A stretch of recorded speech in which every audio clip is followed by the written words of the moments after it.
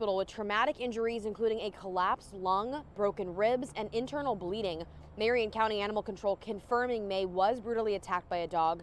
The victims say the dog who attacked May and its owners possibly ran off. It took about 4 adults to get this dog off of May. She was screaming. I used to work at a dog daycare, and I've never seen a fight like this.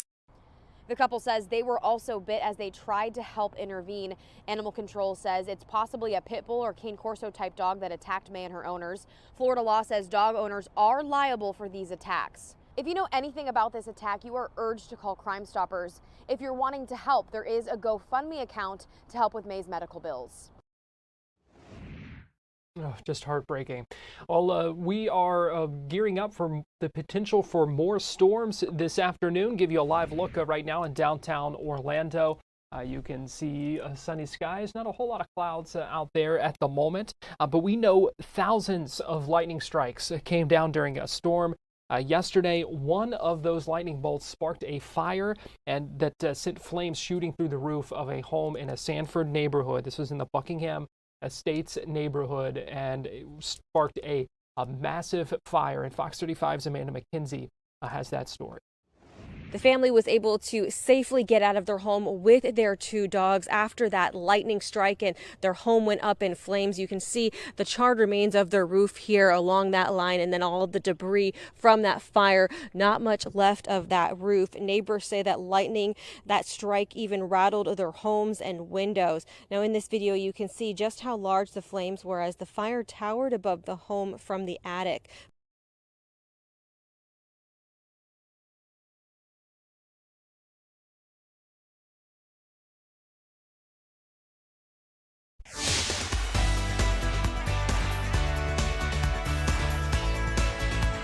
Florida Live starts now. Good afternoon to you. Welcome into Florida Live. I'm Garrett Wymer, and thanks for joining us on this Wednesday afternoon, live on Fox Local, fox13news.com, fox35orlando.com, and also on YouTube. A lot ahead in this next hour, so we appreciate you joining us. Want to let you know some of what we have coming up. Growing demand for a Disney parade, the nighttime parade that's starting this summer.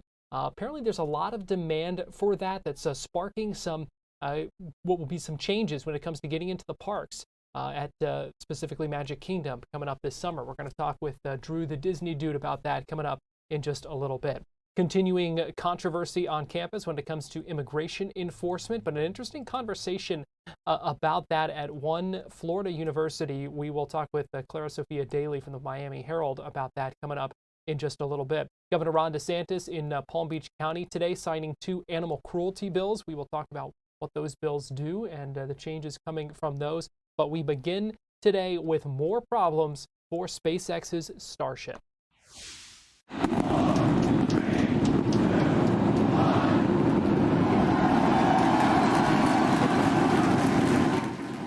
It was the 9th test flight of the SpaceX mega rocket Starship last night from Texas, and the launch went well until it didn't. Everything went off all right. This was the launch yesterday evening, but it was about 1 hour into the launch that the rocket lost control, ended up tumbling back into the atmosphere and breaking apart.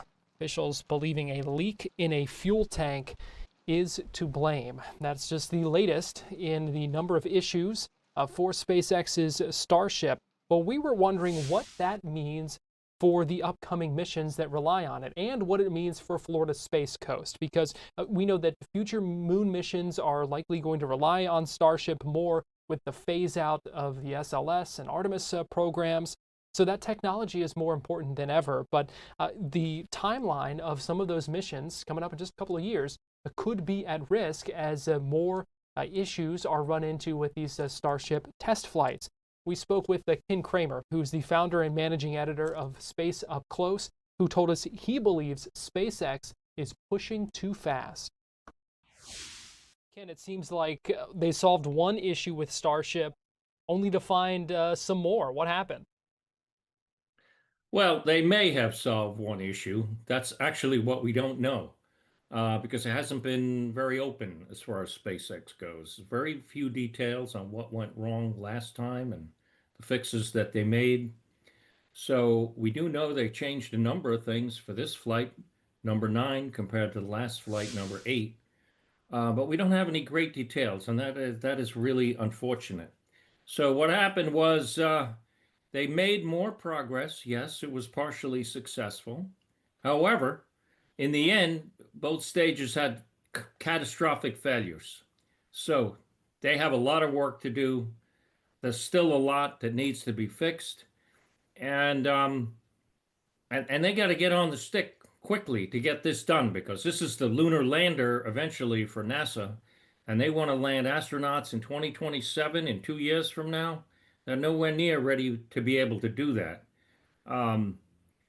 They've got to do a lot more work to fix things, and they've got to do a lot more to let us know what's going on. And Elon Musk, this is very important. Elon Musk cannot be allowed to bully the FAA, which is what he did. He basically fired the FAA when Trump took office. And what you want is, you need to have an independent investigation that is not tainted by SpaceX, okay? You've got to have experts looking at what's going on here, what's wrong, because they're flying over populated areas, okay? The last 2 exploded over the Bahamas and the Turks and Caicos. And luckily that didn't happen this time, but in the future, the end of this year, next year, they want to bring this rocket here to. Ken, it seems like they saw. Looking at what's going on here, what's wrong, because they're flying over populated areas, okay? The last 2 exploded over the Bahamas and the Turks and Caicos. And luckily that didn't happen this time, but in the future, the end of this year, next year, they want to bring this rocket here to the Space Coast, and it is a gigantic rocket, the most powerful ever built. And if something goes wrong, especially when they're bringing that rocket back, we got so many people in this area, hundreds of thousands of people that could be impacted. And so a lot more work has to be done before that can proceed. And I'm also concerned that Musk is not taking this seriously enough, because what did he tweet after the failure yesterday? He said, "Oh, we're going to increase the launch cadence to every 3 or 4 weeks." I think this is exactly wrong. You need to step back, see what happened, put in some robust, reliable, and repeatable fixes, and then proceed. The iterative policy they have is fine when it's purely experimental and it's out in the middle of nowhere. But this, even in Texas and the Gulf, is in populated areas, and definitely here. So I think they need to do a lot more work, and they need to do a lot more openness, and then they can proceed. What do you think this means for those future moon missions, with many of them relying on this technology? First of all, it's absolutely crazy, in my opinion, to cancel Project Artemis after Artemis 3. You don't have Starship perfected. Once they get it perfected, and I'm sure they will do that at some point in the future, years from now, then you can transition from SLS and Orion over to Artemis. You can't do that now. So I think the whole moon program is endangered by these cuts to Project Artemis before you even have Starship perfected. And they have to do a lot of work. It's the lunar lander, but there's another version that is a lunar tanker, because they need to launch about 15 of these to refuel the lunar lander before it goes to the moon from the Earth. So there are at least 15 preparatory flights, fueling flights, that are needed before they can send the astronauts to the moon and link up with them in lunar orbit.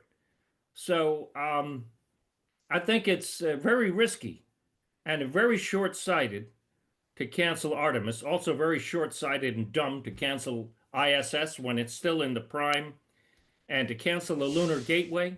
This is all very foolish. And Musk is responsible for this.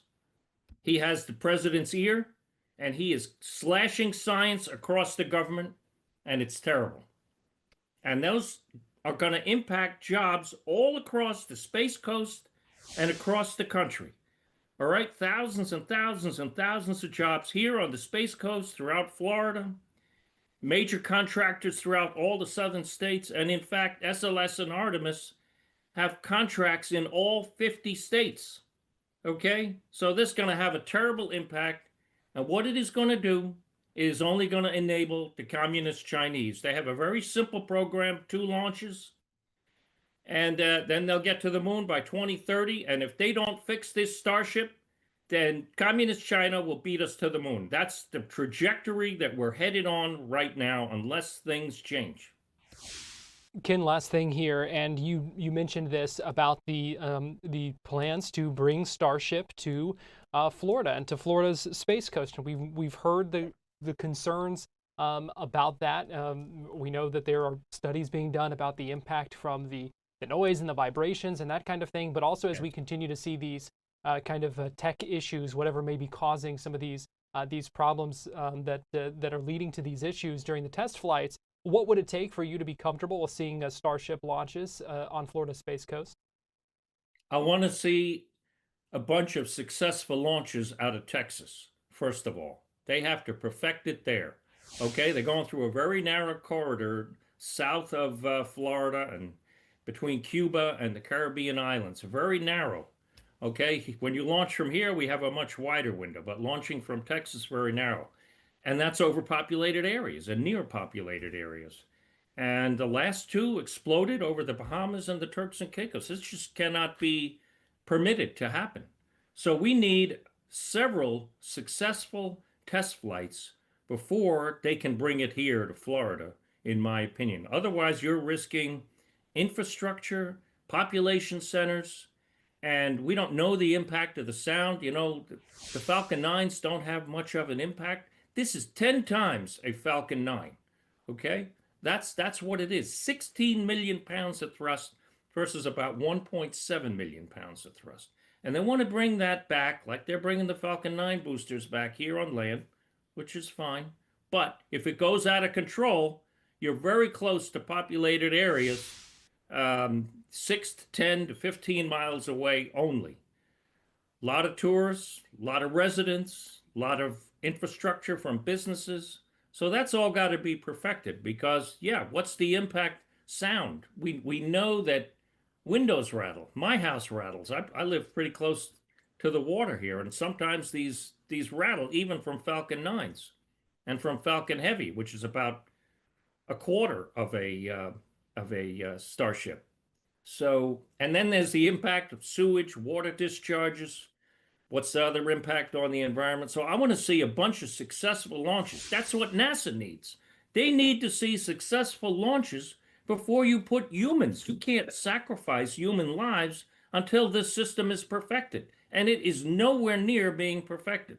That upper stage is the most critical. It has to work. That's what will go into Earth orbit and then lunar orbit. And they haven't been successful at doing that at all. So I want to see a bunch of successful flights, and then you can bring it here. We'll be right back.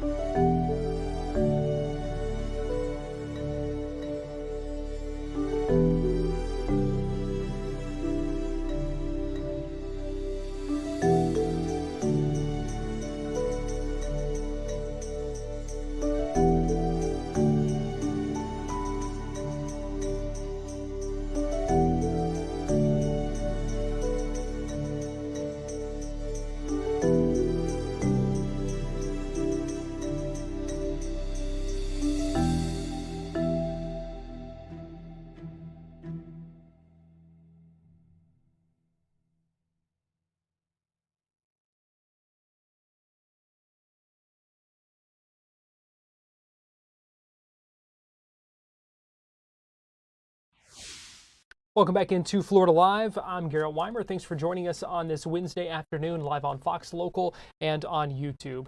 It is time now for our Tampa connection, and for that we go to Fox 13 digital content producer Nancy Gay. And Nancy, good afternoon. Good afternoon, Garrett. Today we're going to start with statewide news that has ties to Tampa, and that's because Governor Ron DeSantis signed 2 bills into law this morning that are both named after Bay Area dogs. The governor signed both Dexter's Law as well as Trooper's Law during a press conference in Loxahatchee this morning. Now, Dexter's Law is named after a dog that was actually found decapitated at Fort DeSoto Park just days after being adopted.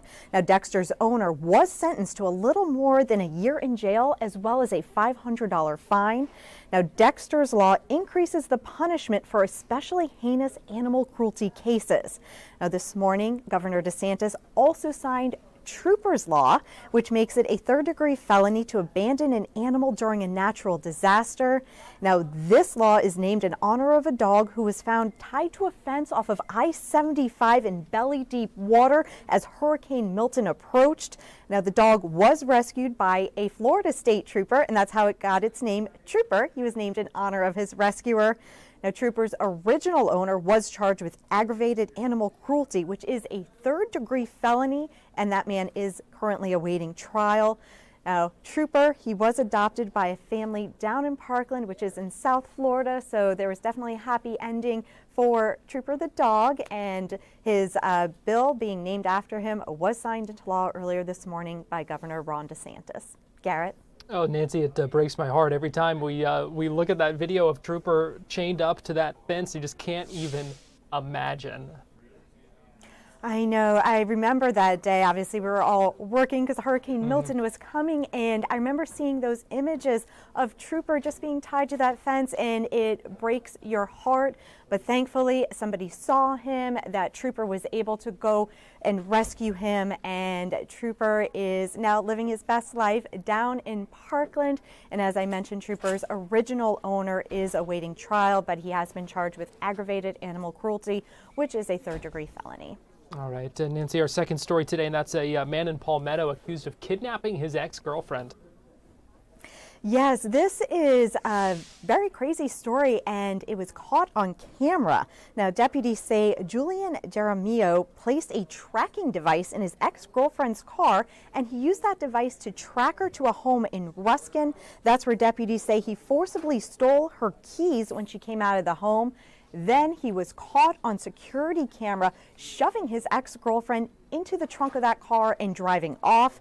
Deputies say he drove from Ruskin to Palmetto and held his ex-girlfriend against her will. Now, the Manatee County Sheriff's Office was notified about an ongoing investigation, and they stopped Jaramillo while he was leaving his neighborhood, and that's when Manatee County deputies took him into custody. We are told that the victim did sustain minor injuries, but she has been rescued. Now, he has been charged with carjacking, kidnapping, battery, domestic violence, and installation of a tracking device. He is, as I mentioned, he was arrested by Manatee County deputies, and he is in the Manatee County Jail. He is awaiting extradition back to Hillsborough County. Now, law enforcement officials are using this scenario to remind anybody who is in need of assistance or support to call 911 or reach out to the Spring of Tampa Bay, which offers support and resources for people who are affected by domestic violence. Garrett? Yeah, very serious situations, as this is a perfect example of. So important to know about those resources. Meanwhile, in Pinellas County, a school employee there facing some serious charges. Yes, the Pinellas Park Police Department arrested Joshua Tybeck yesterday at his apartment in Largo. Now, Tybeck is accused of sexually battering a child in 2020 when the victim was just 6 years old. Tybeck has been a plant operator at Morgan Fitzgerald Middle School for the last 2 years. Now, police say that the victim is a family friend who Tybeck is not related to. They are asking anybody with knowledge of Tybeck having inappropriate contact with other victims, they're asking them to call police. Now, as I was looking into this story, I did find a press release from the St. Petersburg Police Department from December of 2020 in which a different plant operator at Morgan Fitzgerald Middle School was arrested for possession of child pornography. In that case, the man who's accused of child pornography ended up taking his computer and throwing it on a road and running over it with his vehicle to try to hide the evidence. At least that's what police are saying. But again, both of these men were plant operators at Morgan Fitzgerald Middle School, although during different times. Joshua Tybeck, he's been employed there for about the past 2 years, and the other case did happen in December of 2020, and that was being handled by the St. Petersburg Police Department. Garrett? All right, and finally, Nancy, 3 arrested in a suspected DUI crash. Yes, this has been one of our top trending stories since it was posted yesterday. As you mentioned, 3 people have been arrested in connection with the suspected DUI crash that actually severed a man's leg early Monday morning. This crash happened shortly before 3 a.m. on South Howard Avenue. And for those people who are familiar with the Tampa area, this is where there are a bunch of bars and restaurants. Tampa police say Richard Meadows III was driving southbound on Howard Avenue when he plowed into a man who was standing at the rear of a parked Chevy Malibu. He struck the man so hard that the man's leg was severed. The man was taken to an area hospital in critical condition. Now, responding officers with the Tampa Police Department say that Meadows showed clear signs of impairment, so that's when they began a DUI investigation. And they say while they were investigating, 2 of the victim's friends became agitated. The officer said that they told the 2 men to keep a safe distance away from them, but say that these 2 men did not listen. They added that Julian Jackson actually went up to officers who were trying to talk to Meadows and began throwing punches and struck both Meadows and an officer, and that's when Jackson was arrested. And as police were arresting Jackson, they say Rashawn Good tried to pull an officer away from him, grabbing the officer's vest before he too was taken into custody after a brief struggle. Now, both Jackson and Good were charged with battery on a law enforcement officer and resisting arrest with violence. And Meadows was charged with DUI, and Jackson was also charged with an additional count of battery. Garrett? An emotionally charged scene out there at that crash, that's for sure. Fox 13 digital content producer Nancy Gay, we appreciate you joining us for our Tampa Connection. Thank you. We're going to take a break and we'll be right back.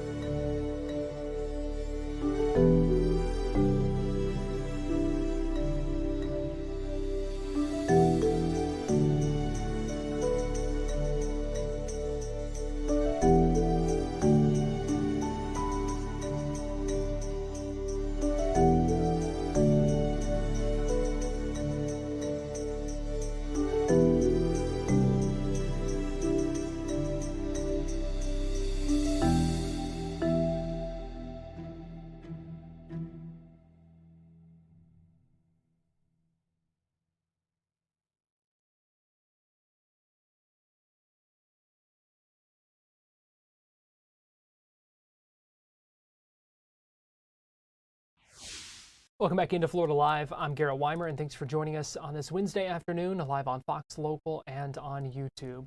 This afternoon, Congressman Darren Soto was in Orlando announcing millions of dollars in federal grants that are going to area airports. Most of that money going to Orlando International Airport, MCO, where they will expand Terminal C and also fund a new pedestrian bridge with that money. About $1.5 million also going to Kissimmee Airport, though, where they're going to reconstruct runway lighting on Terminal A.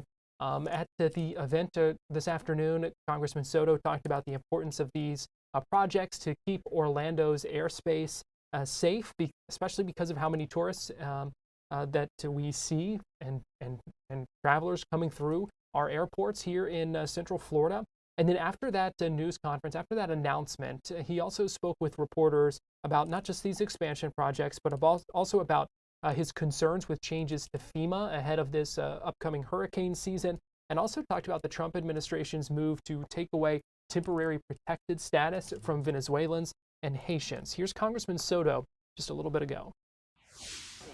Well, we see Orlando International Airport, 7th busiest airport in the nation, and when we see how many folks are either traveling internationally or coming in internationally, they used to have a much more tough experience. Some folks would have to wait outside, they'd have to wait in the airplane because there wasn't enough room for all these folks who are coming in through customs. So this really opened up the space we have for both Central Floridians coming home and for international travelers. And also with all the natural light, it's just a much more pleasant experience. And look, this is one of the big cash cows for Orlando tourism, so we want to improve the traveler experience, and Terminal C does that in a big way. And I know you guys touched on it, but kind of expand some of where they're going exactly. Sure. So we have 8 new gates. It's 4 that then expand to 8 new gates in Terminal C that are being paid for by this. We have the additional awning, which who wants to be outside in the hot sun or waiting for their family without shade? And then, of course, this pedestrian bridge that we just pointed out. This is a second round of funding for this. It costs hundreds of millions of dollars to put all this together. And the airport has a lot of needs. So as we bring down funds for these existing projects, it's going to help us free up more money for the TRACON we need to improve air traffic control around here, for the luggage system in A and B, and you heard also about there's going to be upgrades to Terminal A and B as well, which particularly A is dated, and so we want to keep it looking as nice as Terminal C. When exactly, I'm sorry, did you guys say that you were starting the construction? How long is it lasting? So you'd have to talk to Go about that. I know these are the next goals, but the TRACON is already in design and we have land designated, but it hasn't been constructed yet. It's still in the design phase, and that is the building that works in conjunction with the air traffic control tower. The improvements to Terminal A and the luggage systems are being planned, but they haven't started yet. But these are absolutely essential, especially those systems are very antiquated. The luggage systems from the 1980s, just like the style in Terminal A. So we know we could use some upgrades and improve that traveler experience both for locals and for tourists like we have here in Terminal C. Just so we know, the pedestrian bridge is connecting what to us? All right, I want to make sure I have that right. So the pedestrian bridge is connecting both Terminal C to the multimodal station here to Brightline. And one of the next projects we're working on is connecting the Sunrail to the airport and to the theme parks as well. And then Brightline eventually is going to go out to Tampa. We already got design grants for that. They're called Christie grants, and now we're working on the next round of funding. But when I think about the 30,000 plus workers who work here at Orlando International Airport, the workers who work in all of our theme parks, this is going to help folks get around. And for folks who don't work there but sit in I-4 traffic, it's going to help them too. So we have a lot of big projects. They cost millions and millions of dollars. So continuing to focus on bringing down that federal funding helps our locals really leverage their dollars. Can I ask some off-topic questions? Is that okay? Sure. You know, we're coming up on hurricane season, some issues with FEMA funding and all the things we're seeing from the federal government. How are you feeling as we go into it? I'm deeply concerned about the attempted changes to FEMA. There's been discussions about privatizing it. There's been a use of FEMA funds for border security as we go into hurricane season. And the president's been really strict on allowing for disaster relief. We've seen tornadoes happening in several southern states where relief was denied. And what this means to individual residents, if a hurricane hits and we don't get individual relief granted, it means that you're not going to get any assistance if you need temporary housing, if you need a loan to be able to fix your house while you're waiting for the insurance company to pay out, which could be years. It means local governments don't get reimbursed for cleaning up both the roads and then, of course, the overtime for law enforcement and for firefighters and our first responders. So I'm worried, and we're making a lot of noise in the delegation, and I'm hopeful that we won't see some of these short-sighted plans come to fruition. Yeah, one of those things, I know we've heard the president and Governor Ron DeSantis say they'd like to see FEMA be dismantled completely. What are your thoughts on that? It is a boneheaded idea. Look, the states are very good at responding initially, but they don't have the money to fund the recovery. They never have. And FEMA has the toughest job in government along with our military. They have to go into the mountains of the Carolinas where no one thought a hurricane would hit. They have to deal with multi-billion-dollar disasters in Tampa Bay, and that's just from the last year. They're never going to be perfect, but our job is oversight, is making sure they're well-funded, and where they're making mistakes, we have to call them out and to make sure they improve, not to eliminate the system. There is no other entity than the federal government that has the financing to be able to do the recovery. So we may see a quick response, but people will languish for years as they're waiting on states that won't have the money to do it. So that's why we've developed the system as it is. It needs reforms, but scrapping it doesn't make any sense. I also had a question about TPS. Sure. I know you were at the forefront of TPS for Venezuelans, and we had the decision, from the Supreme Court last week. Just your thoughts about it and what work continues. I was saddened by this decision by the Supreme Court because the conditions have not improved in Venezuela. Neither have they improved in Haiti, and that is one that's coming up next. But I respect the court's decision, and that's why I filed a bipartisan bill to reinstate TPS. We have over 500,000 folks who are in Florida on TPS, predominantly Venezuelans and Haitians, and then the parole program includes Cubans and Nicaraguans. These are folks who are working here. They're a part of our economy. They've helped us with a workforce shortage that was around during the pandemic, and people are going to miss them most when they're gone. And the other thing to understand is most of these folks are family members of citizens, right? So it's not just about immigrants. It's about breaking up families of Central Florida citizens that now these folks can be sent back to countries that either collapsed or have violent dictators, like in the case of Haiti and Venezuela. And so it's an unfortunate situation, and we need to remedy it. That was Congressman Darren Soto just a little bit ago, and I will note that we spoke with him, I think it was just last week, when the Supreme Court allowed that decision to move forward that would allow Trump to take those steps to end TPS for Venezuelans. So we spoke at length with Congressman Soto about that on this program, Florida Live. So if you'd like to watch that full interview, you can find that right now on fox35orlando.com and on Fox Local. We're going to take a quick break here, but we'll be right back with more Florida Live after this.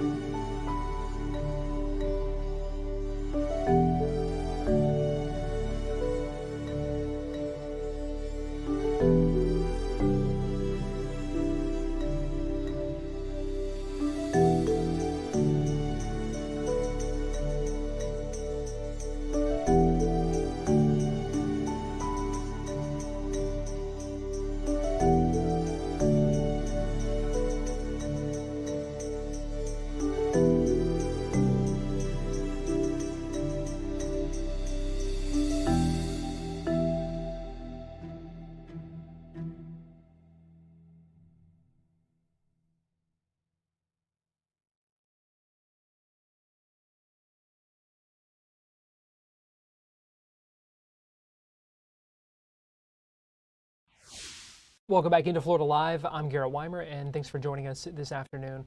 Controversy on campus continuing as this is on the campus of Florida International University in Miami, where we know groups have voiced a lot of concerns about the police department's agreement, the 287G agreement with ICE when it comes to immigration enforcement. We've seen questions about this, concerns about this come up really across the state since the passing of the state's immigration enforcement law earlier this winter.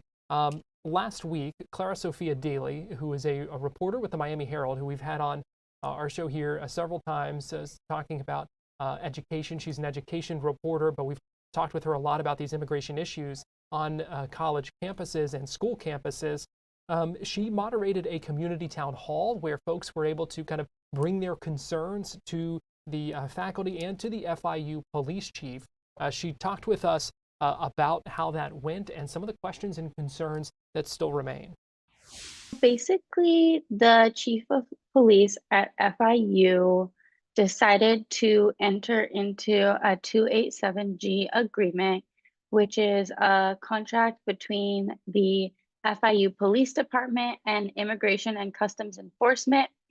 And the agreement will allow the chief to train a portion of his officers to enforce the immigration law on campus. And this is coming at the same time when in-state tuition has been revoked for undocumented students.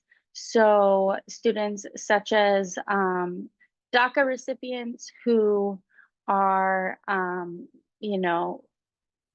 not fully residents but have been in Florida for their entire lives, they are considered undocumented and they lost their opportunity to apply for a waiver to pay in-state tuition just like other people that grew up in Florida. And it's also coming at a time when there were student visas being revoked by the Department of Homeland Security, and just kind of an environment of increasing heavy enforcement on immigration, and a lot of students with, varying legal statuses, international students feeling very unsafe on campus. Professors also have a lot of questions about what it means that FIU police officers are now going to be able to act as ICE agents. And so this town hall was set up by the faculty union to try and, create a conversation and get some answers for the community, as well as, an opportunity for the community to voice their concerns to the chief of police, who was, willing to sit down and listen to what the community had to say. It was well attended. What was some of what you heard as you moderated that discussion? Yeah, so I asked a lot of questions to the chief of police about the agreement. What I heard from him was that he felt like it was in the best interest of FIU students for him to enter this agreement because it will allow him to be at the driver's seat. And if he is going to arrest somebody with probable cause who is illegal or may have an order of deportation, he will do it in the most compassionate way possible. And he has, an understanding of the community. And in his view, ICE created this agreement because they are overburdened and they want help. And so he decided to enter the agreement in order to help ICE. And he thinks that it is a good thing for students. Students, faculty, professors, alumni of the university really, really opposed this contract between the police department and ICE. They say that it creates an environment of fear where students are scared to go to class, where professors are scared to travel outside of the country, where parents maybe are scared to attend their students' graduation or come onto campus. When I spoke to the police chief yesterday, after the meeting, we did a little debrief between him and I.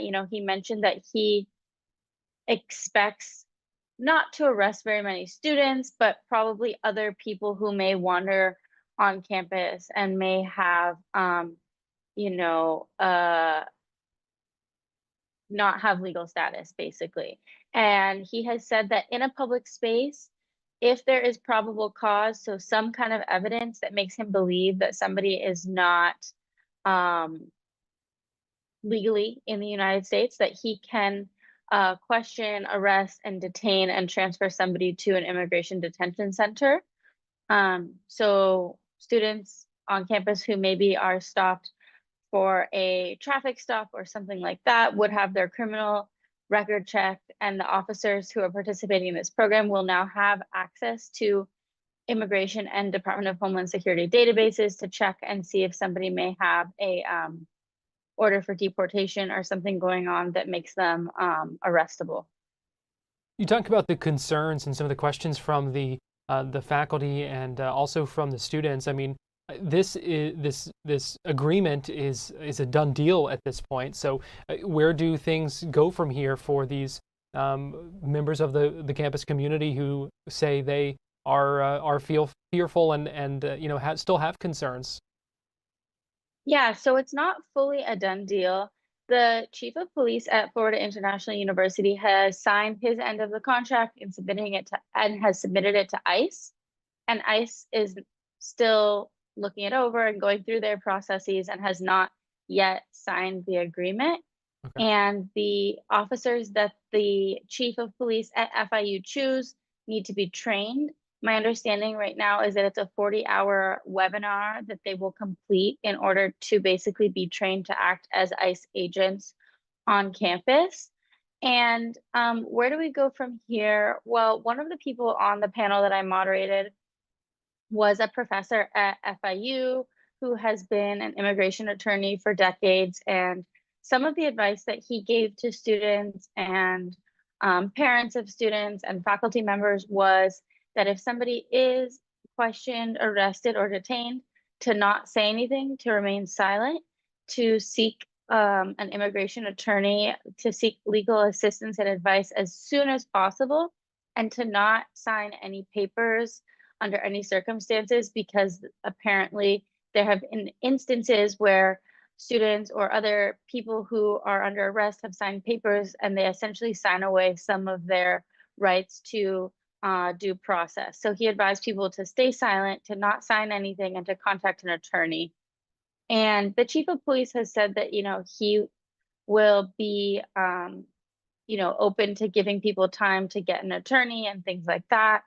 And students have also been advised, they're not required to, but they've been advised to carry around documentation of whatever their immigration status is, because if they ever are questioned, that's something that can be, you know, helpful to make sure that they are, you know, released if they are in this country legally.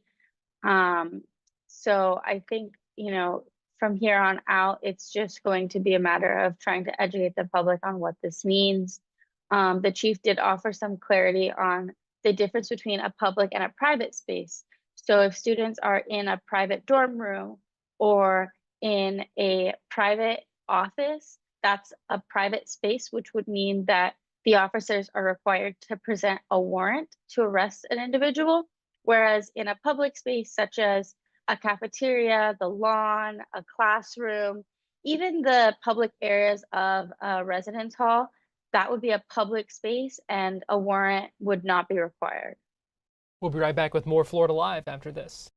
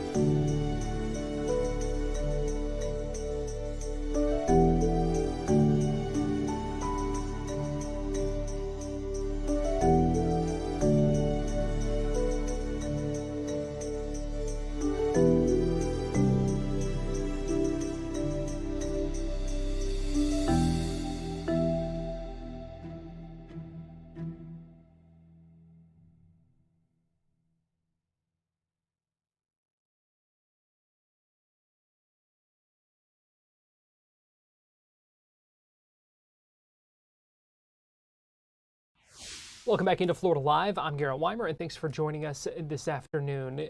Governor Ron DeSantis was in Palm Beach County earlier today. He was signing 2 animal cruelty bills. We talked about it with Nancy. Dexter's Law, which, among other things, creates an online database of animal abusers in the state. Also, Trooper's Law, which criminalizes abandoning restrained animals in natural disasters. After that news conference, after signing both of those bills, the governor also answered a couple of questions and was asked, the first answer here, he was asked about the budget stalemate in Tallahassee. So the legislature has really one duty, it's to do appropriations and do a budget. That's the only thing they have to do. Legislation like this is nice, but they're not constitutionally mandated to pass policy changes. They are mandated to do the budget. It should have been done at the beginning of May. I don't think they have an agreement, but we're going to have to get this done. And so traditionally, I've kind of let them do these things, but there obviously is going to come to a point where we're going to say enough is enough and we're going to get it done. So it will get done one way or another. Yes, ma'am.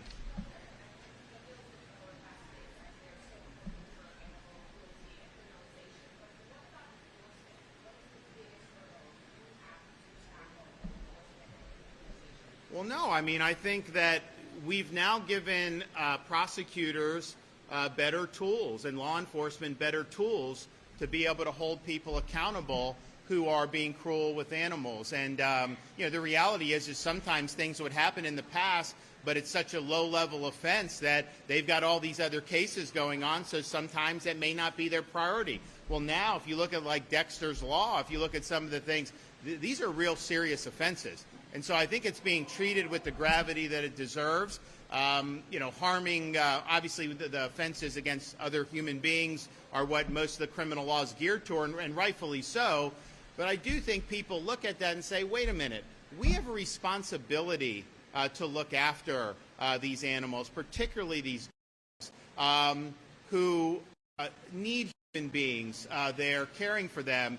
And if you're not going to do that and even go beyond to commit harm against one of these innocent dogs, then you need to be held accountable. And I do think it's going to be a deterrent as people see that this happens. And I know they did the thing with Trooper. When that happened, the state attorney in Hillsborough County, she pursued it, Susie Lopez. And I think that made a big difference. So these are the tools. Obviously, you got to be able to prove a case and all that.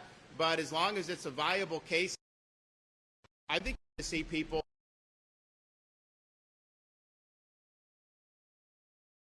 in the Tampa Bay area, there was huge support from the public to be able to hold that individual accountable. I mean, why you would chain them on a fence on an interstate with at the time it was a Category 5. Now it's slowed, but this thing was approaching, and you have all the water that was rising.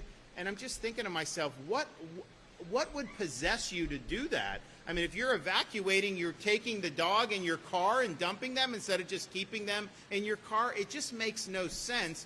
And there are sometimes that people are doing things that need a very swift response. So I know that there's going to be other conversations going forward about other ways that we can do.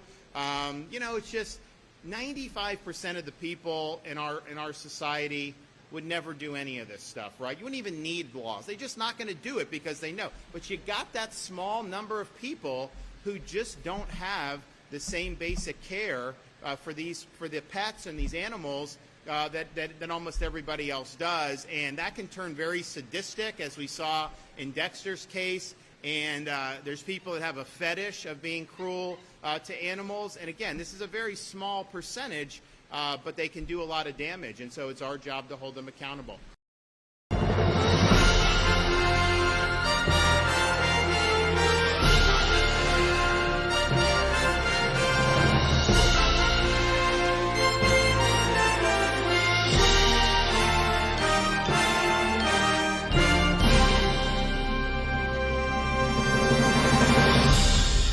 Just to give you a little bit of a taste of the intro music for Disney's Starlight Dream the Night Away. It's a nighttime parade coming this summer to Disney's Magic Kingdom. There's a lot of anticipation for it. In fact, Disney already making some preparations, some changes to getting into the parks because of that. It's the first nighttime parade at Disney Disney World in nearly a decade. We talked with Drew Smith, Drew the Disney Dude, about it and what to expect. Yeah, very happy to talk about this one. This is the first nighttime parade at Walt Disney World in nearly a decade. We finally have the date, July 20th. So we are just over 50 days away from seeing Magic Kingdom illuminated with this incredible parade. So first, when you hear that music, it kind of gets the juices going, gets you all excited for that parade. Yeah, I was so happy last night to see Disney finally reveal the music for this parade. Funny enough, there was actually a Facebook ad I saw a few months ago, and I was wondering if that little snippet was the music. Turns out it was right in front of our eyes the entire time. But like you said, it's just so exciting to see this classic Disney music. I think that a lot of people have been wanting something classic that just everyone can agree on, that everyone is looking forward to. And from what we've seen so far, from what we've heard so far, it seems like Disney is going to deliver on this parade. And like I said, July 20th, it's so close. But yeah, this parade's going to be special from everything that we've seen. I'm super excited for it. Yeah, talk to us about what we can expect. Yeah, so what you guys are seeing on screen right now, this is a first look at Mickey, Minnie, and Goofy's all new original outfits for this parade. This is the first time that we've seen them. It's not just concept art, this is reality.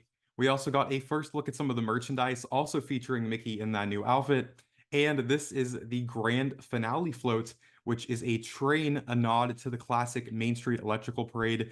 This parade's going to feature over 30 Disney and Pixar characters, with some of these characters appearing in a grand nighttime parade like this for the first time ever. I think the main one that I'm really looking forward to, because it's a Pixar character and it's the main use of a Pixar character in this parade, is Miguel from Coco. Disney says there's going to be grand sounds of mariachi music as they roll their way down Main Street. So there's just such a great mix of classic and some of these new characters. Coco's beloved. Can't wait for that one. And what you guys are also seeing on screen right now is a first look at those floats illuminating for the first time ever, a little tease of what's to come. I'm super glad that we don't have like the full reveal yet, just a little bit of a tease of what they look like. I think they look incredible. The rehearsals are underway for this parade. So Disney, behind the scenes, they are working all out, going all in, making sure that this parade delivers up to the guest expectation of, I think, what we've been really hoping for, just something magical. And I like I said, I think they're really going to deliver on that with this one. You mentioned Coco. Coco was made for a nighttime parade. Yeah, Coco, I think there's just something special about Coco with the music. And that's why a couple months ago on a Disney Parks blog article, they're like, yeah, the Coco float, it's going to have this mariachi arrival moment. And that just feels so appropriate for, I think I've used the word like 5 times in this interview already, but I keep coming back to grand. The scale seems all out, just with how tall Cinderella Castle is. And I feel like kind of how we're going to be looking up at these floats with the characters and having Cinderella Castle in the background on Main Street. I wonder if there was even thought put into that with the height of these floats with the facades on Main Street. I think that there's just so much love and effort, a whole labor of love from the team working on this parade. And even some of the people that worked on this parade worked on the Main Street Electrical Parade and Spectrum Magic, which are the previous parades at Magic Kingdom. So just their expertise and knowledge of those previous parades, bringing that, having a nod to the past while looking at the future. How do you go wrong there? Why do you think there's such an appetite for another nighttime parade at Magic Kingdom after all these years? I mean, I think it honestly kind of ties into what I just said with the previous parades, because those parades were so beloved. I think that people loved those so much. Those are some of their earlier Disney memories, myself included. I was a kid when I was watching the Main Street Electrical Parade, and that's when I was obsessed with following the construction of Seven Dwarfs Mine Train. Here we are a decade later, and this parade's about to debut, and I get to cover it now. So that's a pretty surreal first full circle moment for me. But yeah, I just think that when you incorporate these classic characters and then you bring in classic music, that is the perfect recipe for a classic Disney offering. And I just think that everyone has been so excited for this. And then to see them reveal it and it to deliver on those expectations is what Disney really needs right now. Now, there are some, this will impact it will mean some changes when it comes to entering the park.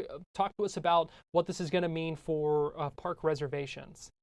Yeah, so just this morning, Disney announced that because this parade is going to be so in demand, especially for locals annual pass holders, starting on July 20th, once this parade officially debuts, every single day of the week, you're going to need a park reservation to Magic Kingdom. Previously, and even right now, before July 20th, only on Saturday and Sunday, you needed a reservation for Magic Kingdom. Monday through Friday, you could just walk into the park after 2 p.m. But now, every day of the week, you're going to need a park reservation. If you want to watch the parade, go to Magic Kingdom first. Now, with that being said, you can still park hop to Magic Kingdom. So, for example, on July 20th, if those reservations fill up, let's say Animal Kingdom has a reservation available. Well, I can book that park reservation for Animal Kingdom, scan into Animal Kingdom, and then hop over to Magic Kingdom, depending on capacity. You know, if Magic Kingdom reaches capacity, well, they're not going to let people park hop. But definitely important to know, if you are a pass holder, if you're local, I would highly suggest getting reservations sooner than later, because everyone is going to want to be seeing this parade. Yeah, I was going to say that. I mean, that tells you that they're at least expecting quite a bit of demand for this. Yeah, and rightfully so, in my opinion. When you're putting this much time, money, and effort into delivering a product like this, I think the absolute least that we can do is go and support it. And from all the reactions I'm seeing online, people are very excited for it. So, like you said, seeing Disney acknowledge that, I think is a good heads up, and it just gives people time to play in, especially over 50 days in advance. Now, that's just a part of what's going on at the parks this summer. We've talked about it a little bit. The Cool Kids Summer, a lot going on at just about every Disney park. Yeah, Disney is going all out on the family entertainment, especially this parade. That's also a part of it, just coming a little bit later down the road. But I had the opportunity to check out all of this Cool Kids Summer stuff these last couple days. That's why I have the sunburn. That's why my voice is not normal. I'm very tired right now. But the highlights for Cool Kids Summer that I saw personally, what you guys are seeing on screen right now, this is Goofy Core Communicore Hall at Epcot. The kids that I saw dancing and playing with Goofy, some of the most fun that I've even had just spectating what's going on around me. There's this really cool prop in the middle of Communicore Hall. It's called the Goofy's Game Machine, and a performer pulls the lever, a random game pops up on the screen, and then the kids all get excited to go get to play that game. So even with the B-roll you guys are seeing, I don't even think it shows it justice, because the energy in person is just so much better. Also, another one, what you guys are seeing now is the Big Top Bash over at Magic Kingdom's Storybook Circus. This one kind of really leans into the idea of a circus with the performers. You have the games. Pluto even appears here. It's just a perfect, fun way for families to have fun at Walt Disney World this summer, especially with, kids necessarily not having the ability to want to wait in line, or with the sun. Goofy Core at Communicore, that's inside in the AC. So with the summer heat and with all the crowds, with the rain even, it's just such a perfect flex space. And, I'm not a big fan of Communicore Hall by any means. I think that Disney could have done a lot more with it. But in this situation, I will give them credit for making the most of that space that they can possibly do. When you give an offering like this with a character like Goofy that kids know and love, and they can have fun without waiting in line, just pop in there at any point throughout the day, I think that's a major win. So Cool Kids Summer is definitely off to a fantastic start, in my opinion, out here. And then we have Starlight coming soon, which I am super pumped for, if you guys haven't picked up on that already. Yeah, a lot of things to be excited about at the parks this summer. Well, thanks for joining us this afternoon for Florida Live. We are here every day from 2 to 3 o'clock right here on Fox Local and on YouTube as well. We appreciate you joining us. So that's going to do it for us. Want to let you know something coming up at 3 o'clock, though. Let's go ahead and give you a live look here. This is in Clearwater, where Senator Rick Scott is continuing his hurricane preparedness campaign. Traveling around the state, was in Naples yesterday, was in Miami earlier today, now in Clearwater to talk about getting prepared for hurricane season. We'll have more on that.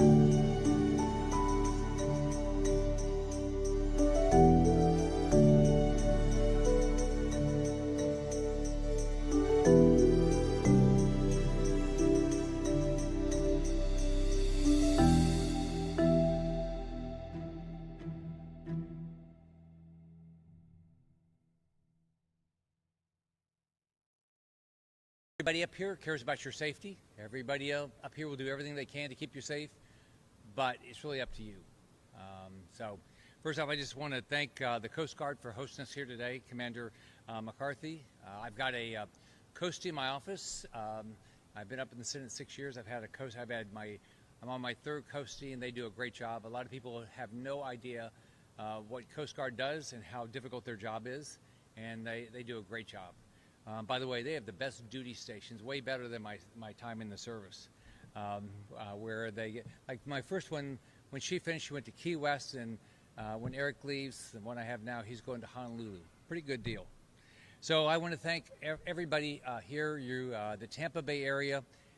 You have great elected. You have people from the sheriff's offices and Pinellas and Hillsborough to emergency management to police departments.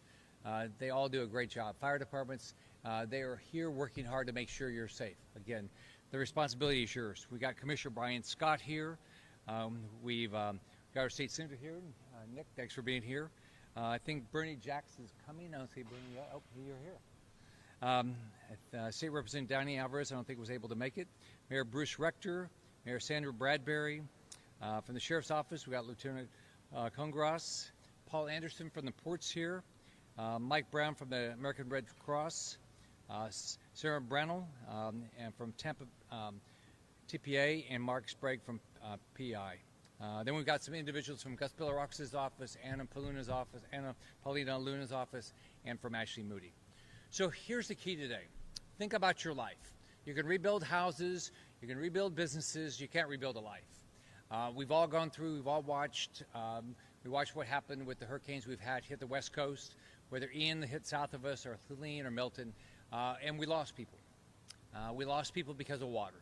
Generally, we don't lose people today in Florida other than our manufactured housing because of wind. We lose people because of water. We lose people because of storm surge. We lose people because of flooding. So you can get yourself in a safe place.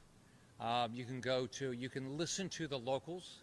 They're going to tell you if you're in an evacuation zone, even if you think there's a chance you're going to have to evacuate, evacuate. Go visit family, go visit friends. There will be shelters open. They're safe. They're staffed by wonderful people, but you got to get yourself out of harm's way. I think with Ian, 151 people lost their lives. We lost people in all these storms. It shouldn't happen. We shouldn't lose a life. It's not like a tornado that happens like that.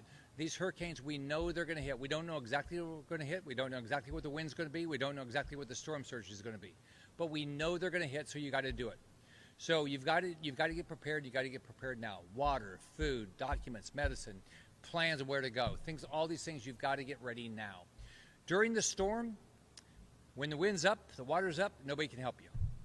Our first responders can't come out and take care of you at that time. It's too late. They've got to wait till the storm passes, and you might not survive that. So you've got to get yourself out of harm's way and do it as quickly as you can. So we have great emergency management teams, great police, sheriff's department, fire and rescue all across the state.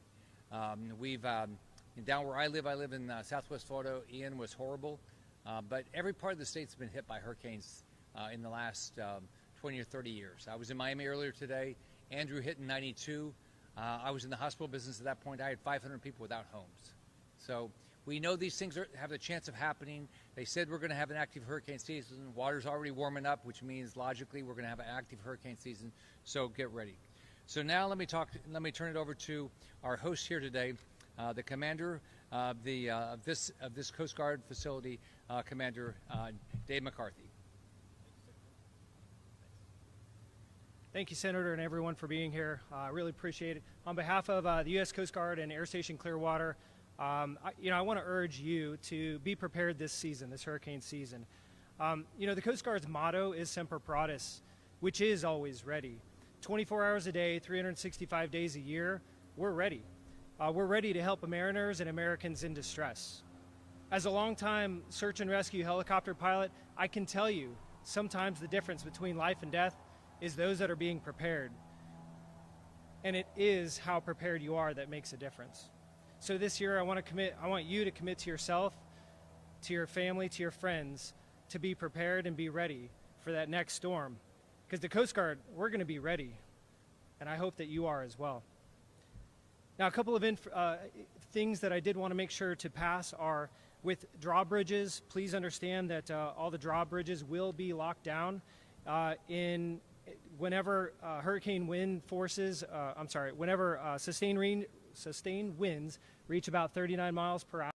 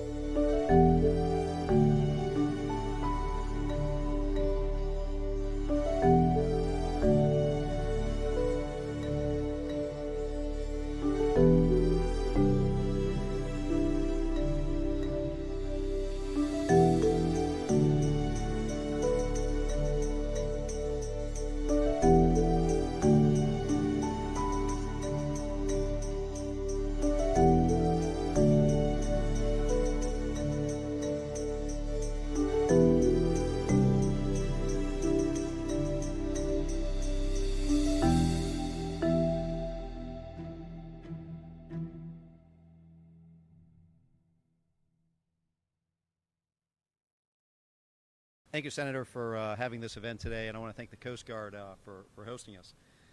So last year was unprecedented in Pinellas County history. I've lived here 43 years, and I'd never seen anything like it. We were hit by 3 different storms.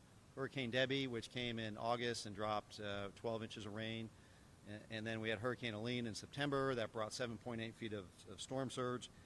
And then finally, the final blow was Hurricane Milton with 120-mile-an-hour winds and 20 inches of rain.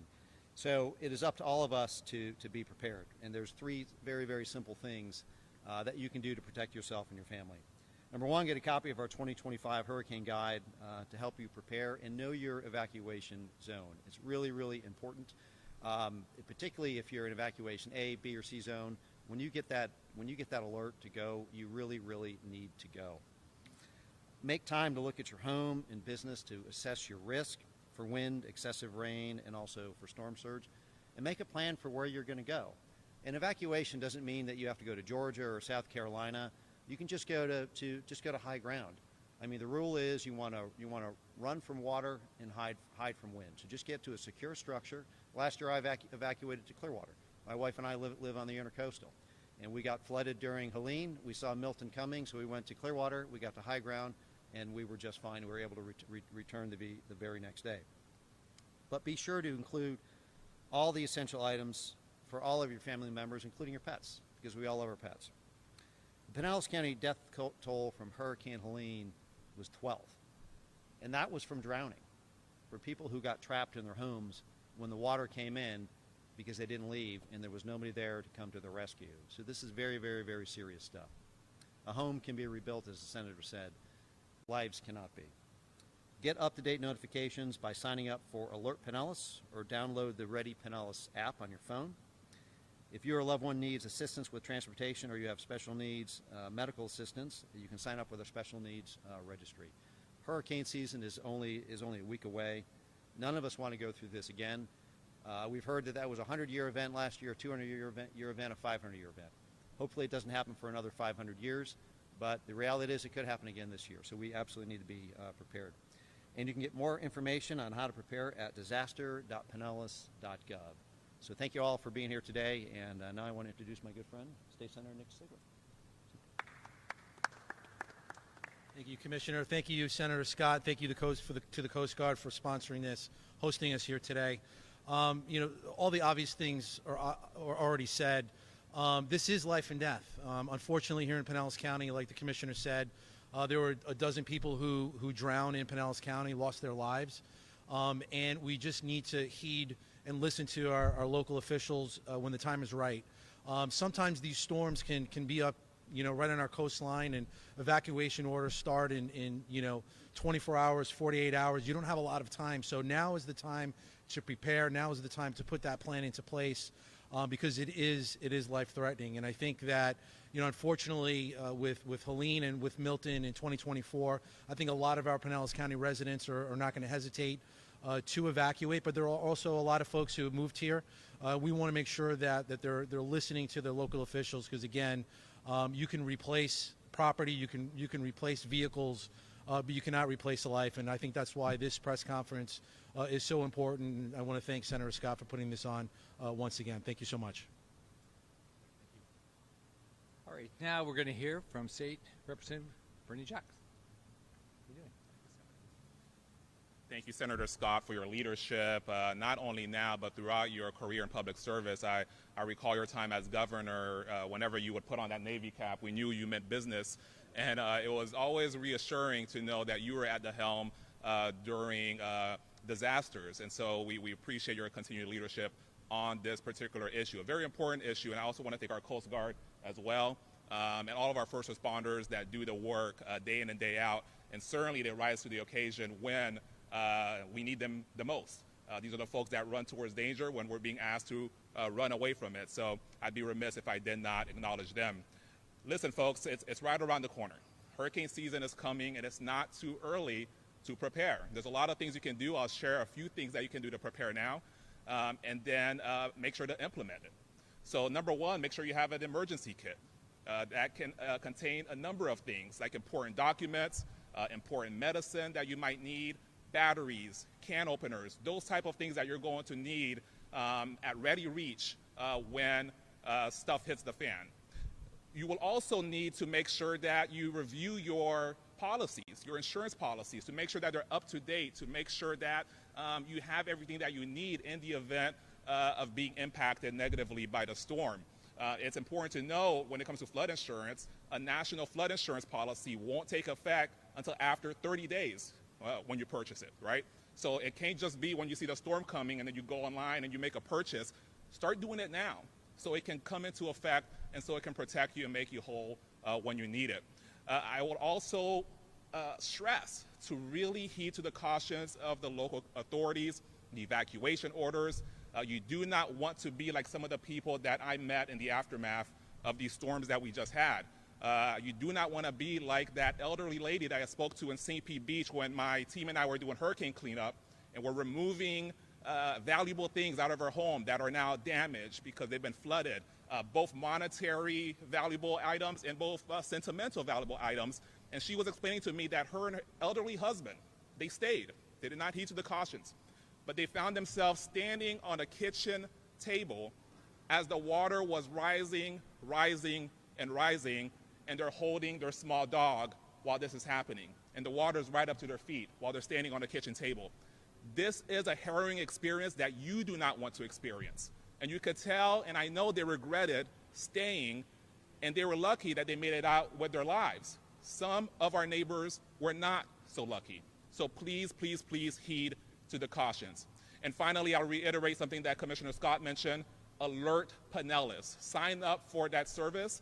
You can get it through an app, and you can get it through pinellas.gov, and you get text notifications that tells you when your evacuation zone is being told to evacuate. You will know what your evacuation zone is. You will be told the paths of the storm, and you will get it in real time when the authorities have it. So please, please, please be prepared and make it out alive. Thank you so much.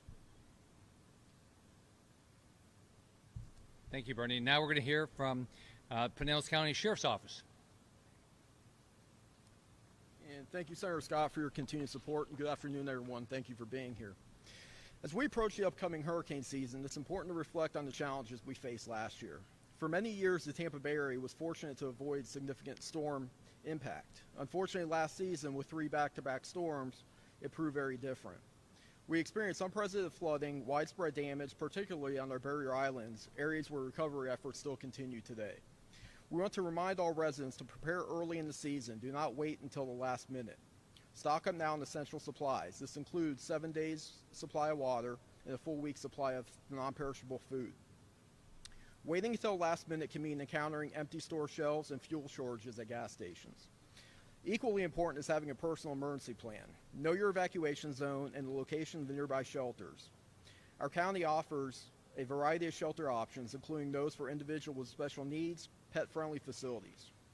Make a plan for yourself, your family, and your pets well in advance. When the mandatory evacuation is ordered, take it seriously. Choosing to stay behind puts not only your life at risk, but also the lives of loved ones and first responders. During Hurricane Helene, at the peak of the storm, we received hundreds of 911 calls from residents that were trapped in flooding conditions. And these calls came in well after a mandatory evacuation was ordered. As you return home following a storm, please exercise extreme caution, be alert for debris and fallen trees, as these may conceal down power lines. And always remember to treat down power lines as if they're energized. Avoid driving through flooded roadways, as even shallow water can disable vehicles and can pose serious risk to your safety. And obviously that what comes with power outages and storm damage, a lot of traffic signals tend to go out. So just remember, when you approach these intersections where the signal is out, treat them as a 4-way stop. Let's learn from the past to mitigate the impacts we may face tomorrow. Be informed, be prepared, and most importantly, take action early. Know that our deputies, along with our law enforcement and fire and EMS partners, are fully prepared to assist before, during, and after the storm. But your safety begins with the decisions and preparations you make today. Thank you. Thank you. Now we're going to hear from the CEO of Port Tampa Bay, Paul Anderson. Thank you, Senator Scott, for your leadership on this hurricane planning, both when you were governor and now as senator. Port Tampa Bay's, on behalf of our port, all of our team, and the thousands of men and women who work in the port, our number one role is to have a good plan for the hurricane season. I want to urge everybody to have their own plan, keeping in mind that we've been doing a hurricane exercise for 13 years. Last week we had that exercise. The hurricanes have never gone according to what the plan is, so be ready to change your plan if you do have a plan. Be flexible. We are responsible for the distribution of fuel to over 12 million Florida residents and the tens of millions of visitors that are in our state at any given time. Our number one focus during hurricane is preparing the port for a hurricane. This past year, through 2 hurricanes and 12 days at us, we experienced historic flooding, both from surge and then 10 days later from rain.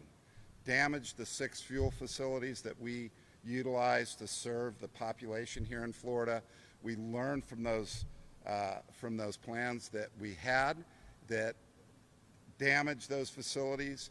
We now have a hurricane-hardened site that we are sharing with the United States, our partners, the United States Coast Guard, the Army Corps of Engineers, those oil companies where they store some of their boats, their recovery materials, critical equipment, and we have increased the capacity of that.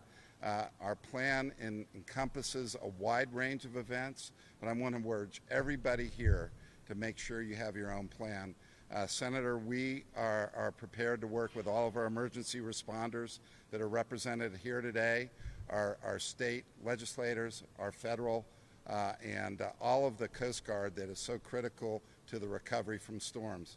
Another role we play is getting cargo, construction materials back in to damaged areas after a hurricane. We have thousands of men and women that work to that goal, and we are prepared for this year's hurricane. Again, I want to urge everybody to have their own plan and be ready for this year's hurricane season. Thank you. Okay, now we're going to hear from Mike Brown with the American Red Cross. So the way when I was governor, like Irma was our biggest storm, we had 700 shelters open. The National Guard was very instrumental in opening them up. but after a while, the American Red Cross took over. They do a great job. So now we're going to hear, where's Mike? Yep, thank you, sir. They do a great job. Thank you so much. Thanks, Senator. Thanks, everybody, for coming out for the press conference to help our community. Like Senator Scott said, there's a lot of work to do after a hurricane. But first of all, we're going to talk about preparedness. You can go to redcross.org and look, and there's a whole long laundry list of things you need in your household to stick it out with the powers out. But also, I'd like to echo everybody in saying the importance of evacuation. And the commissioner mentioned an evacuation plan. It's critical to have that plan ahead of time. But if you find yourself and the water's coming in and you don't have a plan, just evacuate anyway. Last year, the Red Cross, we had over 300 people just here in Pinellas County in shelters, feeding them and sheltering them for 7 weeks. And I met probably the majority of those folks during the survivors during that relief operation. And believe me, if you had talked to those folks, you would definitely evacuate. So again, take heed to what's being said here today. You can also go to redcross.org to find out how to volunteer for the Red Cross or how to support the Red Cross. But I'd like to thank the Coast Guard, all the elected officials today for having this conference and having me out here. Thank you. The Red Cross can always they always appreciate more volunteers. We get volunteers from all over the country to come help. Now we're going to hear from Sarah Brummel, Director of Airport Operations at Tampa TPS. Say it. Thank you, Senator Scott, and thank you for hosting us here today. Tampa International Airport is storm ready, and we work with NOAA and the National Wildlife Service to make sure that we have that dedicated staff on hand. We're prepared during blue skies so that we're ready during gray skies. So what we do is we plan all year and work on resiliency projects to make our airport stronger and to make us in an airport that can return to operations as soon as possible, as soon as it's safe. So we have folks like storm riders, dedicated staff members and partners with the TSA and the FAA that actually stay on site during the storm so that afterwards we can quickly do our damage assessment and also resume operations. One of the things that we work with closely with the community is letting them know when we are going to cease operations at the airport. One of the key factors in that is wind. Sustained winds over 40 miles an hour really start to have some of those limitations on what we can do with our automated people movers and also with our aircraft. So we work closely to make sure that everyone knows we need to button up that facility. It takes about 24 hours to button up the facility. We have 60 boarding bridges to tie down. We have over 600 sandbags to deploy, and we have everyone to tuck in and get safe and ready for that hurricane to hit. And afterwards, again, we get that damage assessment out there, and then we recover as quickly as possible, not just for commercial operations, but also because we're critical aviation infrastructure for emergency response when needed. So again, the moral is we plan during blue skies so that we're ready during gray skies. So thank you for having us. Now we're going to hear from Mayor Sandra Bradbury. I want to urge our citizens from one end of the county to the other, the whole Tampa Bay area, to take heed in getting that checklist ready, either from the county or from Red Cross.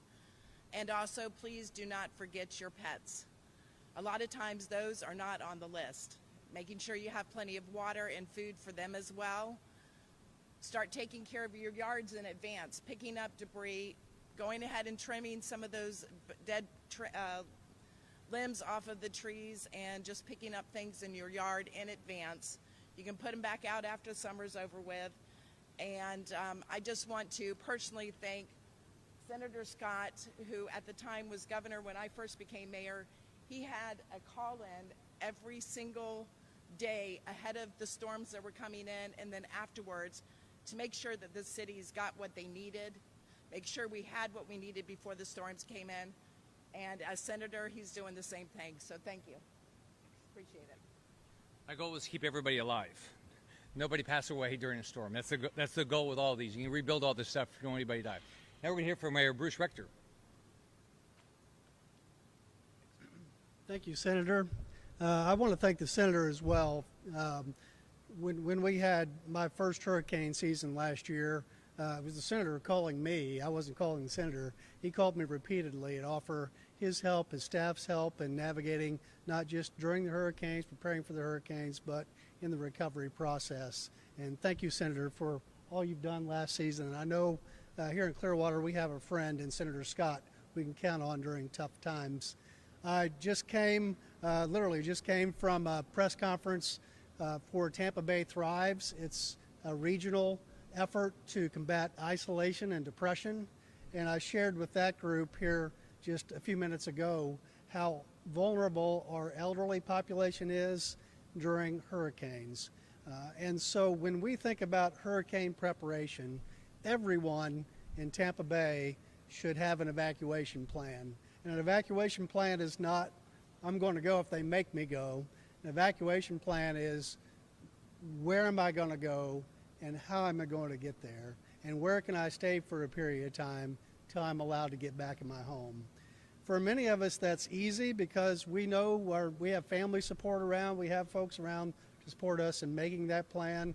But too many, in Pinellas County in particular, are our elderly population who are isolated from not just family members, but their community, and they don't have the resources to make a plan, and they don't have anyone they trust to have an evacuation plan. So when we go knock on their door and we ask them to leave 2 days before the hurricane gets there, there's not the trust level there needs to be to help get them to a safe place. So I'm asking all the folks in Clearwater and throughout Tampa Bay to find that elderly person in your neighborhood, in your city, maybe they're involved in your church, but those are the folks we need to help right now with making an evacuation plan to keep them safe if another storm comes our way.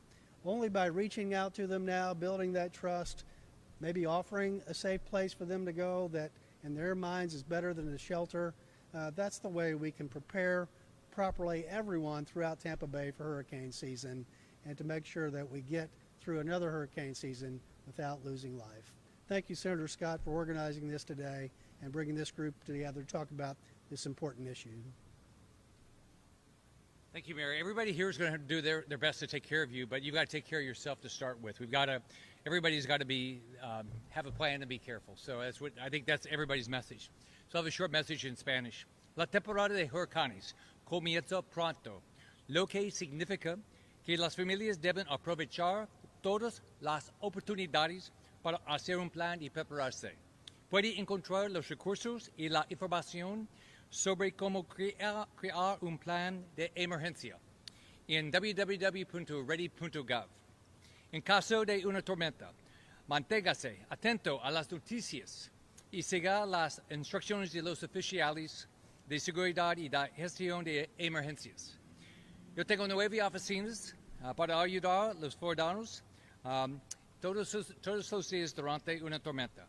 Si necesita ayuda con FEMA, espiar cualquier agencia federal, puede contactar mis oficinas en el estado o visitar mi sitio web rickscott.senate.gov para más información. Como siempre, digo, puedes reconstruir tu casa, pero no reconstruir tu vida. So, I think, are we going to do questions here, or are we going to just do it up there? You going to do it up there? Anybody wants to come answer any questions, you can all come up.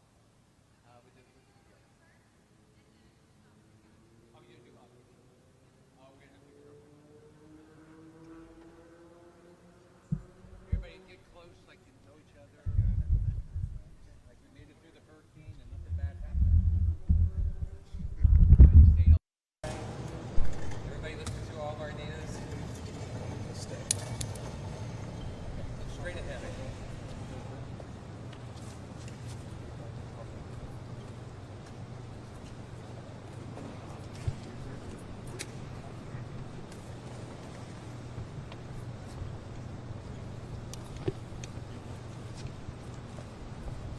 Anybody wants to do any press? Is there any questions you can leave?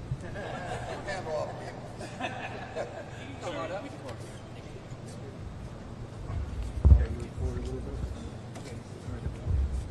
All right, tell me when everybody's ready, and any of us can answer any questions. Say something. You're good. Yeah. I'm just gonna step up. I'm gonna get next to you. Okay? Yeah. How's everybody doing? You want me to hold that? We've got some breeze at least. Pretty hot. Okay, Senator. Oh, wait just a second. You all right? Are you in? Want to clip it? That's up to you. Okay, yep, I can do it. Nice. Is that high enough? Yeah, that's fine. Okay. Senator, can you talk about FEMA? There's been a lot of concern about some cuts there. FEMA has, I believe, over $1 billion in terms of delivery to people after the 3 storms last year. I know you've been saying like it's going to be okay, but people are concerned about this. So here's the way to think about any emergency. Number one, it's your responsibility to take care of yourself and actually prevent damage. First yourself, then anything you own. Number two, it's local governments. Number three, it's state government. And then FEMA, the federal government, is a response organization to the government. Generally what FEMA is, the federal government is a check payer. So they help pay for debris pickup. They help pay for extra law enforcement. They help pay for extra fire. They help pay for if somebody's lost their home. So the Secretary of Homeland Security, Kristi Noem, testified last week in Homeland Security Committee, which I'm on, and I said, are you ready? Are you ready for hurricane season? The biggest issue we've got in Florida is the federal government's got to be a partner, but they're not the primary partner. They're not the ones sending in the first responders.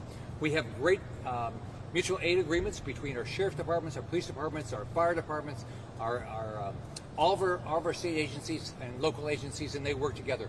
But I'm going to do everything I can to make sure FEMA does a response. I was talking today to the Secretary of Ag to make sure that they can do block grants. As you know, under Trump's first term, we were able to do block grants to get the money out from the Department of Ag quickly. We were not able to do that the last 4 years. I got the law changed to hopefully now we'll be able to get money faster out to our agriculture community, which is actually still waiting for funds. And so we do need FEMA, you said, for the check paying ability. There's a lot of talk about spending plans right now on Capitol Hill. Do you think FEMA will be fully funded as a result of this? I'm going to do everything I can to make sure they are. So here's what's fun. I'll tell you what's frustrating about it. Part of it is we fund in advance, and part of it is funded afterwards. And sometimes it's political getting it done afterwards. Like take Ian. It took 2 years to get some of the money to fund some of the disaster relief, just because of politics under Ian. But I'm going to fight. I don't care. It shouldn't be a partisan issue. I believe it'll get funded. I'm going to work hard to make sure it is. No one has suggested to me they don't believe it. So anybody else? Could we ask you about the big spending tax bill that passed the House last week? You're a no right now on that bill. Is that correct? Sure. So as you all know, the House passed a bill last week, and they worked really hard on it. I completely agree with the President Trump's agenda. Secure the border. Make sure we plus up our military. Make sure we make the tax cuts from 2017 permanent. Those are all things we ought to do. On top of that, what we've got to do is we got to look at our budget. We've had a 53% increase in spending in 5 years. 53% increase. Population is only at 2%. There's probably a little bit of waste in there. So I think we need to go back and say we've got to go back to pre-pandemic spending. So we're going to look, part of it is through this reconciliation package, which the only thing you do in reconciliation is the mandatory spending. Now, none of it should be mandatory. We should be looking at everything. But the mandatory spending, we're going to look at that. And then in the budget process in September, DOGE has shown us that there's a lot of waste in here. So we've got to do both of these. If we don't, here's what's going to happen. Interest rates are not coming down. If we keep borrowing $2 trillion extra every year, $2 trillion, inflation's not going away, interest rates are not coming down. Just this year, right? Just this year, we have to refinance over $9 trillion worth of treasuries and sell another $2 trillion. The package that just passed the House, right, will take the debt in 10 years from $37 trillion to close to $60 trillion. We're already spending over 20% of your revenues that you're going to give us in your tax dollars for interest. That's not sustainable. So we've got to find savings, and I'm going to work hard to get it done. We'll get a bill done. I think the goal is to get it done by the 4th of July. We have to get it done by probably the end of July because of the debt ceiling, but I think a bill will pass. And I know you've been a big champion for Venezuelans. I wanted to ask you about the Supreme Court decision that will allow their protected status to get taken away. What's your take on that? Well, the Supreme Court made the right decision. If you look at the law, the president has the right to decide TPS, all right? And then the president has the right to decide when it ends, right? That's the law. Now, President Trump, during his first term, he protected the Venezuelans through deferred action, all right, which was the right thing to do. I'm very supportive of the Venezuelans. They can't go back. But it was abused in the last administration, so they allowed in, Maduro's gangs, his criminals. They flooded our country. Those have to go away. They can't have TPS. So I'm going to fight for the Venezuelans that are here that are not narco-traffickers, not criminals, and not terrorists. So I believe we'll figure this out. But the Supreme Court made the right decision because the question was whether the president has a right to do TPS. That's the law. Thank you. Anybody else? Thank you all. Thanks. Thank you. Please, Mike. Is this yours? Thank you.